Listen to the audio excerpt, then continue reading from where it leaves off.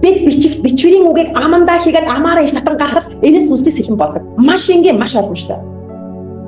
Сүнсний сэлэн бол ариун сүнсний сэлэн гэж бичсэнийг бас анзаараарай энэ дээр, тийм байгааз? Харж байна уу? Бурхны үг болох юу гэж вэ? Сүнсний сэлэн. Сүнс гэдэг ямар бичсэн бэ? Томоор бичсэн гэсэн ч үгүй лээ. Ариун сүнсийг илэрхийлж байгаа, тийм үү? За энийг илэрхийлж байгаа. Тэгэхээр энэ ач холбогдлыг бид нар бас ойлгох хэрэгтэй. Энэ нь итгэгч хүн ба ариун сүнсний хамтын ажиллагааг илтгэдэг байна. Тэгэхээр яагаад гэсэн сүнслэг сэдвийг ашиглая гэж бодож тань юу хэрэгтэй гэж байна? Ариун сүнс хэрэгтэй. Тэгэхээр ариун сүнсээр төрөөгүй хүмүүс амаар нь хийгдсэн үг сүнсний сэлэн бод чадах болов? Чадахгүй юу бол? Тэ? Яагаад Бурхан нэгүсээ учраас байхгүй юу? Тэрнээс байнгын ялгаатай амьдрыг бол тас үсээ төрцөөгөн байх ёстой.